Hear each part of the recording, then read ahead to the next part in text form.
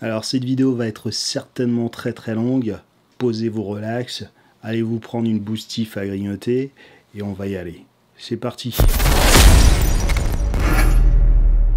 Alors récemment, j'étais dans un live qui, pour une raison totalement inconnue, a bifurqué sur la religion et l'œuvre fondatrice de la chrétienté, qui est la Bible. Alors qu'on parlait comme ça de conditionnement, de trauma, d'esclavage, j'ai été surpris de voir des gens pourtant bien articulés s'effondrer comme ça dans une dissonance alors même qu'ils étaient enthousiastes à l'idée de s'extirper des tabous. Subitement, parler de religion devenait quelque chose comme ça de personnel. Et pourtant, la religion est présentée comme ça en même temps, comme le lien que nous avons tous avec le divin. Alors comment expliquer qu'alors que nous sommes tous censés avoir cette foi et cette connexion avec le divin, et que certains le prient même dans une communion dans les églises, et que les religions ont même pignon sur rue, que subitement on vous explique que la religion est une affaire personnelle. Eh bien ce paradoxe m'a assez amusé, venant de gens qui disent d'ailleurs au passage qu'il faut parler des maux de l'Afrique. Ah bon? Est-ce qu'on peut parler des maux de l'Afrique sans parler des religions dites révélées? Eh bien je me suis dit intérieurement, voici donc des gens qui n'ont pas compris que lorsqu'on cherche des réponses, on pose des questions, on discute, on lit, on échange, on éprouve nos croyances, on les challenge, etc. Tout de suite, elles se sont braquées et ça m'a rappelé cette phrase que mon professeur de philosophie en première m'avait sortie au lycée. Les personnes les plus vivantes spirituellement sont les personnes qui sont loin des croyances, mais plutôt celles qui cherchent et qui n'hésitent pas à questionner les choses. Alors moi j'ai choisi de vous faire cette vidéo pour vous partager comme ça mon avis sur les religions et principalement dans cette vidéo, le christianisme. Une autre vidéo sera faite bien sûr sur l'islam, puisque je viens d'une famille chrétienne et que j'ai pratiqué l'islam avant de m'éloigner définitivement des religions dites révélées. Mais alors avant d'aller de l'avant, je vais vous inviter à liker, partager et parler massivement de notre page autour de vous. N'hésitez pas à me suivre dans TikTok, Instagram, dans YouTube et dans Facebook. Et pour celles et ceux d'entre vous qui veulent m'encourager, vous avez un lien pour une pourliche sur ou sous cette vidéo. Maintenant que c'est dit, retournons à notre sujet. Je vais m'arrêter particulièrement sur la Bible qui est le livre sacré des chrétiens. Ainsi vous saurez d'une certaine manière les raisons pour lesquelles je rejette catégoriquement les religions et me considère uniquement comme quelqu'un en fait d'agnostique et de spirituel. Alors pour commencer, on va déjà voir qui a écrit la Bible. Vous le savez comme moi, nous avons deux testaments dans la Bible. La Bible hébraïque, qui est l'Ancien Testament, et le Nouveau Testament. L'Ancien Testament raconte donc l'histoire du peuple d'Israël sur environ un millénaire. C'est comme ça qu'on a la création du monde et de l'humanité par Dieu, avec des récits, des lois et des leçons de morale qui sont ainsi la base de la vie religieuse des Juifs et des chrétiens. Puis ensuite nous avons le Nouveau Testament, qui relate la vie de Jésus en passant par sa naissance, ses enseignements, jusqu'à sa mort et sa résurrection. Donc, le premier questionnement qui m'a toujours laissé dubitatif sur cette œuvre a été « Qui a écrit la Bible ?» Eh bien, dans la tradition juive et chrétienne sur environ 1000 ans, on a entériné qu'un seul auteur a écrit les 5 premiers livres de la Bible. Ces 5 livres sont bien entendu la Genèse, l'Exode, le Lévitique, les Nombres et le Deutéronome. Ces 5 livres, qui sont d'ailleurs connus sous le nom de Torah, qui signifie instruction en hébreu, nous présentaient comme ça un seul auteur qui était Moïse. Eh bien, ce dernier est le prophète hébreu qui a fait sortir les Juifs de leur captivité en Égypte en leur permettant comme ça de faire la traversée de la mer Rouge et d'atteindre la terre promise. Jusqu'ici, vous me suivez. Mais problème, dès le début du Nouveau Testament, on constate que les 5 livres de Moïse que je vous ai cités contenaient en fait des éléments dont Moïse n'aurait pas pu être lui-même témoin, comme par exemple sa propre mort. Sa propre mort qui survient comme ça vers la fin du Deutéronome.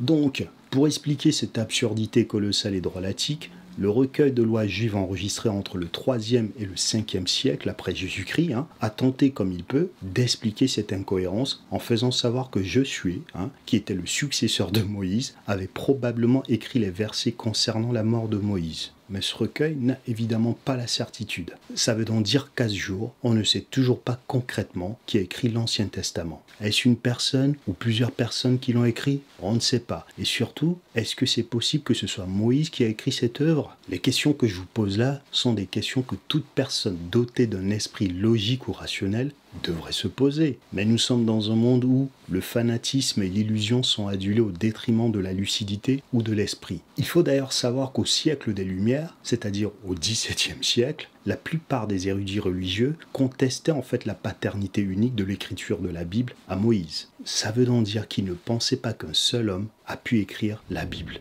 On est donc dans un premier problème. Celui qui est censé avoir écrit le Premier Testament ne l'a probablement pas écrit, puisqu'on note de nombreuses répétitions et surtout de grossières contradictions là-dedans. Je vous fais savoir que pour un livre que les chrétiens présentent sans erreur, je vous fais savoir déjà que le doute s'installe. Je vous en donne d'ailleurs quelques-unes. On a par exemple la contradiction classique à Genèse 32-30, dans laquelle il est écrit « J'ai vu Dieu face à face, et mon âme a été sauvée ». Mais plus loin, dans Jean 1,18, il est écrit « Personne n'a jamais vu Dieu ». Vous voyez donc déjà qu'il y a une contradiction là. Mais attendez, je vais vous demander maintenant d'être particulièrement attentif dans ce que je vais vous dire là. Les mathématiciens d'ailleurs, s'il y en a quelques-uns parmi vous, va falloir peut-être sortir vos calculatrices. Alors, écoutez bien. Les contradictions enfouies dans l'histoire de Noé sont là aussi assez amusantes. Dans Genèse par exemple 6-9, on ne sait pas combien d'animaux Noé a pris dans son arche. Mais plus loin, on apprend qu'il prend 2 de certains animaux et 14 de n'importe quel animal.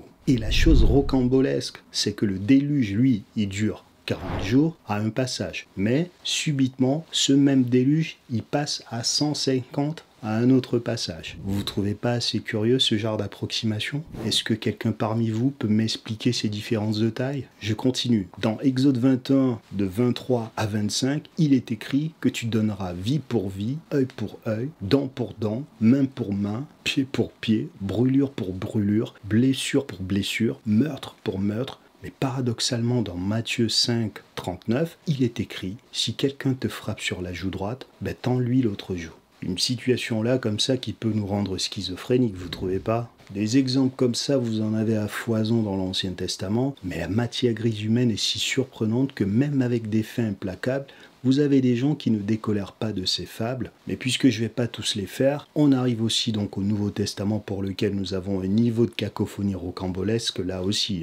Nous savons que la foi chrétienne repose fondamentalement sur les écrits des disciples les plus dévoués de Jésus qui étaient Matthieu, Marc, Luc et Jean. Donc, ces 4 individus sont considérés comme les témoins oculaires de la vie, de la mort et de la résurrection en fait de Jésus. Mais, ça c'est curieux, les chroniques de la vie de Jésus ont été écrites 4 décennies après sa crucifixion. Et au cas où vous ne le savez peut-être pas, les spécialistes s'accordent même à dire que les évangiles et d'autres livres du Nouveau Testament n'ont pas du tout été réellement écrits par les personnes auxquelles ils sont attribués. En fait, il est donc vraisemblable qu'ils ont été communiqués oralement, puis transmis de génération en génération, pour finir par être écrits avec les déperditions, les rectifications ou les ajouts ultérieurs. Mais là encore, les gens s'attachent malgré tout cela à des écrits qui ne sont ni plus ni moins que des œuvres d'autres hommes comme eux, avec les failles que ces hommes ont aussi comme eux. On a donc de grossières approximations qui ne peuvent en aucun cas être pris comme l'œuvre d'un savant ou d'un omniscient. Maintenant, on en arrive à Jésus, qui est pourtant le personnage principal et central du christianisme. Mais là aussi, voyez-vous, il n'y a aucune trace archéologique certaine et concrète. Et là, vous allez me dire, mais Christian, l'absence de preuves, ça ne signifie pas du tout qu'il n'a pas existé. Et vous avez raison de me challenger sur ce point. Mais ce qui est certain, c'est qu'il n'y a aucune présence dans les archives archéologiques nous parlant de Jésus. En fait, on s'interroge sur sa réelle existence et le plus surprenant, c'est que même les lettres de Paul, qui sont considérées comme plus anciennes que les évangiles, ne font aucune référence de l'homme le plus important en fait du christianisme. Incroyable. Donc, ça aussi c'est assez cocasse. On a des contradictions qui, pour certaines, vont même jusqu'à refuser l'existence de l'ancienne Nazareth, il faut aussi le savoir. C'est vous dire, en fait, les incertitudes qui règnent là aussi, tandis que beaucoup considèrent ces œuvres comme véritablement la parole de Dieu. Incroyable la capacité de l'homme à croire à des choses qui, plus elles sont grossières, plus il trouve des logiques là-dedans. Et pour ceux d'entre vous qui ne le savent peut-être pas, à la base, il faut savoir que le but biblique était de préparer les chrétiens de l'époque à la fin immédiate de l'homme. D'accord? Et donc, nous sommes aujourd'hui en 2022, il n'y a eu aucun reset de la vie comme Thanos a pu le faire dans les Marvel. Non, blague à part. Tout ce qui était annoncé dans la Bible n'a pas eu lieu. Le monde a continué de tourner déjà à l'époque où elle a été écrite et nous sommes aujourd'hui à notre époque sans l'accomplissement en fait d'une quelconque extinction comme ça immédiate de l'espèce humaine. Et quand vous savez à nouveau que le Dieu biblique est omniscient, eh bien vous êtes choqué par les grossières contradictions et approximations que regorge dans cette œuvre. Venons-en maintenant à l'esclavage dans la Bible, parce que voyez-vous, je suis noir et clairement, je vais vous le dire sans délicatesse. Dans l'Ancien Testament, vous avez avez bien entendu les lois de l'Exode qui régissent les relations entre esclaves et maîtres. Et dans le Nouveau Testament, vous avez des passages comme Éphésiens 6:5 dans lesquels il est écrit « Serviteurs, obéissez à vos maîtres terrestres avec crainte et tremblement, d'un cœur sincère, comme vous le feriez pour le Christ. » Alors ce passage, par exemple, m'a réellement traumatisé durant toute mon enfance. Je me demandais en permanence comment je peux aimer un Dieu qui trouve acceptable qu'un être humain puisse en posséder un autre. Vous pouvez d'ailleurs aussi vous poser les mêmes questions sur l'islam, j'y reviendrai dans une autre vidéo. Parenthèse faite, revenons à notre mouton. Donc dites-moi comment on peut être aussi candide et croire à la promesse d'une récompense divine quand on a lu les immoralités répertoriées dans la Bible. Donc écoutez, pour réduire les Africains à la servitude, les religions dites révélées ont été d'excellents outils d'asservissement. Et malgré cette évidence, il est stupéfiant de voir encore en 2022 des Africains s'accrocher inlassablement à ces religions qui ont pourtant abîmé et trahi leur ascendant. Et puisque j'ai choisi dans cette vidéo de vous parler du christianisme, sachez qu'en 1452, le pape Nicolas V conféra à Alphonse V, roi du Portugal, le devoir chrétien de réduire en esclavage tout non-chrétien. Il faut d'ailleurs savoir que cet acte du pape sera le premier décret international enregistré accordant littéralement à une nation chrétienne le droit de promouvoir, d'appliquer et de profiter largement du commerce des esclaves.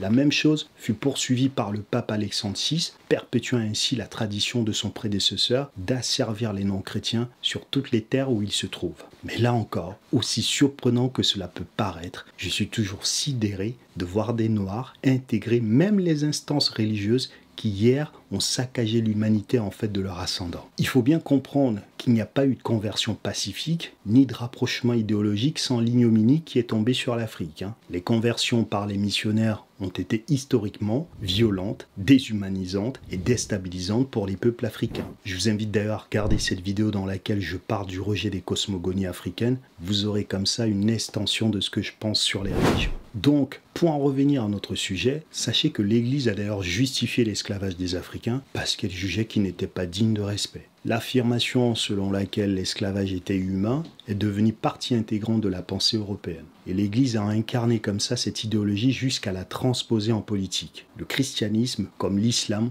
ont donc été des instruments politiques. C'est ainsi que grâce à la bénédiction de l'Église, les nations européennes comme la Grande-Bretagne, la France, l'Espagne ou le Portugal ont propagé leur foi par des actes de barbarie et non par des discours bienveillants provenant d'un Dieu miséricordieux, avenant et humaniste. Et le 18 juin 1452, le pape Nicolas V a d'ailleurs publié une bulle papale qu'on appelle aussi Dum Diversas. Cette bulle déclarait que les nations catholiques devaient condamner tout ennemi du Christ à l'esclavage éternel. Par cette déclaration, les Africains étaient coupables de haïr le Christ parce qu'ils ne connaissaient pas cette religion. Et ceci, même après avoir formé de grandes nations des milliers d'années auparavant sans l'aide de l'Église catholique. Ils étaient donc désormais considérés comme des sauvages parce qu'ils n'avaient pas le même socle religieux que les Occidentaux. Les Européens considéraient que toute personne qui n'était pas catholique manquait donc de moralité. Par conséquent, ils pouvaient donc leur faire ce qu'ils voulaient. Le Dum Diversas du pape Nicolas V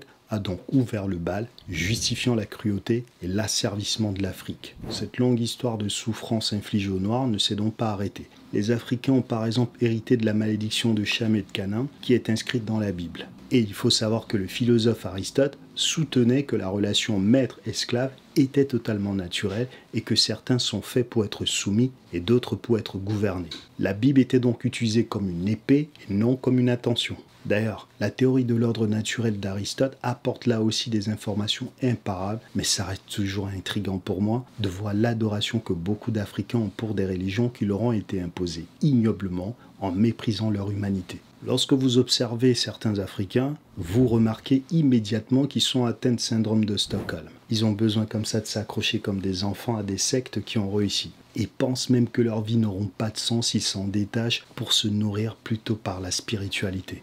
Le christianisme était donc favorable à l'esclavage. Sachez d'ailleurs qu'au musée de la Bible de Washington, une Bible des esclaves y est exposée. Elle a été publiée en 1807. Et dans cette Bible, elle avait expurgé près de 90% de l'Ancien Testament et ne conservait que la moitié du Nouveau Testament. En gros, sur les 1189 chapitres que compte une Bible protestante standard, eh bien cette Bible n'en contenait que 232.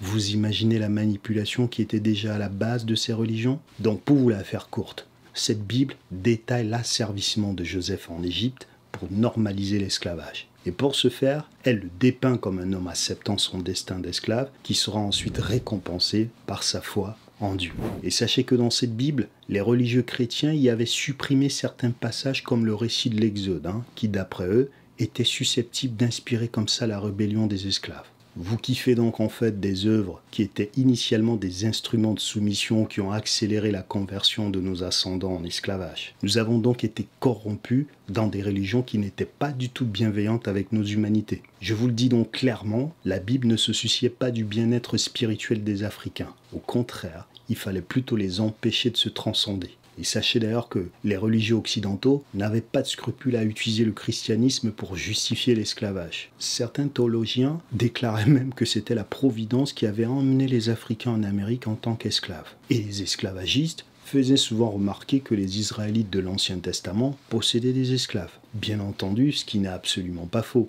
Dès lors, puisque beaucoup d'Africains prônent l'émergence de l'Afrique, dites-moi comment on peut atteindre sa liberté spirituelle en s'arc-boutant sur des livres qui ont piétiné votre liberté par le passé. Cette grande consolation qui est dans la Bible selon laquelle vous devez supporter les agissements de vos bourreaux en laissant votre réalité abjecte entre les mains de Dieu a été longtemps cultivée dans les communautés noires. Et c'est évident qu'elle explique aussi l'absence d'autodéterminisme dans nos communautés devenues spectatrices de leur destinée dans ce monde. Je me dois de vous le dire, tout cela doit s'arrêter. On ne vous récompensera pas dans une autre vie parce que vous avez accepté de vivre comme des gueux et des parias dans ce monde. Et le mal que vous subissez ici ne se transformera pas en gloire dans l'au-delà. Sachez-le donc, vous ne pouvez pas corriger vos faiblesses et acquérir une réelle volonté de puissance en vous appuyant ou en considérant ces œuvres qui ne sont pas du tout saines. Je finis donc ma réflexion en vous transmettant aussi ces quelques contradictions dans la Bible qui devraient vous inviter à questionner vos croyances. On nous a dit dans la Bible que personne ne peut voir Dieu, notamment dans Jean 1 ou encore dans Timothée 6, d'accord? Mais paradoxalement, Adam et Ève l'ont vu. Idem pour Moïse et Abraham. Il faut d'ailleurs savoir que le Seigneur a un face-à-face avec Moïse dans Exode 33, 11. Et il apparaît comme ça aussi à Abraham alors qu'il était assis à l'entrée de sa tente en pleine journée dans Genèse 18, 1. Et puis j'ai une autre question pour vous. Comment expliquer que le péché originel fait que nous héritons d'une punition intergénérationnelle à cause du péché d'Adam, mais la Bible elle-même vient se contredire dans Deutéronome 24, 16 qui nous dit que les pères ne seront pas mis à mort pour leurs enfants, ni les enfants pour leur père, et que chacun doit mourir pour son propre péché. Et puis je précise que dans Exode 20, 5, le Seigneur lui-même dit « Moi le Seigneur ton Dieu, je suis un Dieu jaloux. Je punis les enfants pour le péché des parents jusqu'à la 3e et la 4e génération de ceux qui me haïssent. » Et ce même Dieu vous dit dans Jérémie 31, 30, « Chacun mourra pour son propre péché. Celui qui aura mangé des raisins aigres aura les dents cassées. » Vous ne voyez toujours pas les approximations, les contradictions et les absurdités de ce livre qui vous garantit pourtant que c'est la parole de Dieu omniscient, c'est-à-dire érudit ou savant. Sachez donc que la nature ou les véritables forces qui régissent ce monde ne vous ont pas donné un cerveau cartésien, rationnel et capable de faire des déductions pour en faire rien du tout. Je tiens donc à vous le dire, en réalité, la religion des Africains est la croyance en des forces qui alimentent le vivant, la nature, l'immobile, le mobile, l'invisible et le vent, qui sont des énergies importantes au déplacement des matières organiques. D'autres personnes parlent d'animisme. Le christianisme, c'est donc au contraire une hérésie lorsqu'on s'intéresse à la maths. Il faut donc bien comprendre que l'équilibre avec la nature, la recherche de la vérité ou la justice sont des principes inébranlables dans l'animisme. Je suis donc abasourdi de voir des Africains continuer de croire que les religions, et principalement ici le christianisme, sont l'équilibre, alors que c'est tout l'inverse. En réalité, c'est la soumission, le dogmatisme et le conditionnement. D'ailleurs, le dualisme qui s'exprime dans la Bible est fait exprès. Lorsqu'elle vous parle de maître, ça veut dire qu'il y a un esclave, un soumis. Les maîtres sont donc aux cieux et les esclaves au bagne éternel. Lorsque la Bible vous dit « Tu aimeras ton prochain comme toi-même », sachez qu'elle parle de l'amour entre les chrétiens, car il faut savoir que l'Occident chrétien a entériné qu'un chrétien libre ne pouvait être asservi. Et pour ceux d'entre vous qui ne le savent peut-être pas, l'asservissement des chrétiens avait été en grande partie aboli dans toute l'Europe, hormis au Portugal et en Espagne. Ce sont donc ces chrétiens dont on parle de s'aimer, et non les païens, les animistes, ceux qui suivaient le culte d'Aïssata Marie ou toute autre pratique. La preuve que je vous ai donnée tout à l'heure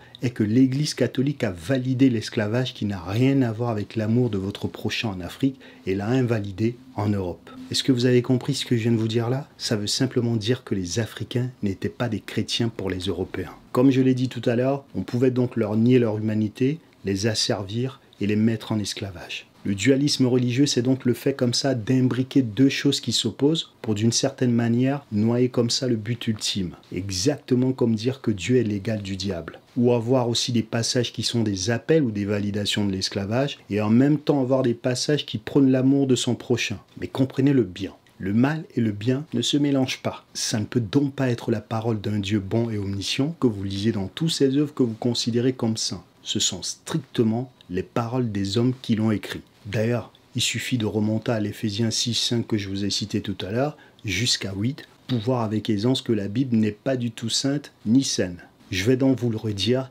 il est écrit dans cet Éphésiens, « Serviteurs, obéissez à vos maîtres terrestres avec crainte et profond respect, dans la simplicité de votre cœur, comme à Christ. » Puis dans la 6:7, « Servez-les avec bonne volonté comme si vous servez le Seigneur et non des hommes, sachant que chacun, esclave ou homme libre, recevra du Seigneur le bien qu'il aura lui-même fait. » Puis dans Éphésiens 9, il est écrit « Quant à vous, maîtres, agissez de même envers eux et abstenez-vous de menaces, sachant que leur maître et le vôtre est dans le ciel et que devant lui, il n'y a pas de favoritisme. » Donc, si l'introduction d'un relativisme d'ailleurs gerbant sur la condition de l'esclave ne vous choque même pas, alors je ne sais même pas dans quel état votre cerveau s'est construit. Comment vous pouvez m'expliquer qu'un maître ne menacera jamais quelqu'un qui l'a asservi? Rendre quelqu'un captif d'un autre être humain n'est-il pas déjà une sommation ou une menace? Franchement, qu'est-ce que vous avez fait de bien en ayant des hommes que vous avez asservis qui sont vos esclaves? Exode est d'ailleurs truffé de passages qui sont sans concession avec l'esclavage. Les femmes ne sont d'ailleurs pas grand-chose non plus dans la Bible.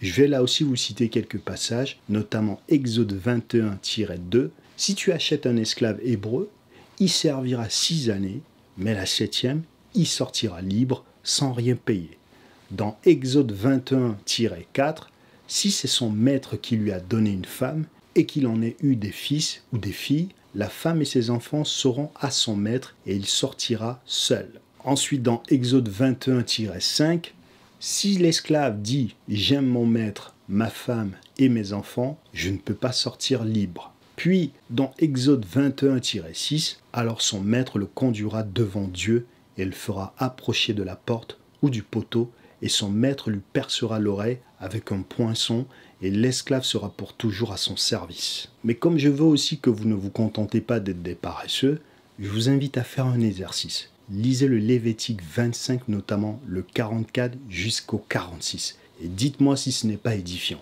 Bref, la Bible ne condamne pas la pratique de l'esclavage, elle donne des instructions claires sur la manière de traiter les esclaves. Si vous regardez les Mormons, les témoins de Jéhovah, ce sont toutes des sectes au même titre que les autres. C'est juste qu'elles ont moins réussi en termes d'adhérents. Alors les amis, toutes les religions monothéistes sont donc des sectes qui ont réussi. Mais bien entendu, chacun voit comme il veut. Je ne suis donc pas un humain qui rejoint le troupeau. Je suis un être humain qui préfère utiliser profondément cette aptitude que la nature, Dieu ou que sais-je encore, nous a donnée. La raison. Un esprit éduqué à des convictions et des doutes. Si vous arrivez à avoir la certitude que c'est Dieu que vous voyez dans ces livres, alors interrogez fortement vos prétentions. Et je comprends que ce soit difficile de se défaire des fables qui sont maintenues comme ça par le plus grand nombre d'entre nous et qui nous ont été transmises de parent en parent, de génération en génération. Résultat, même avec les quelques contradictions et aberrations que je viens de vous citer là, vous aurez encore et encore des gens qui ne pourront pas sortir des manipulations émotionnelles et religieuses pour ne serait-ce que faire un travail d'analyse conceptuelle.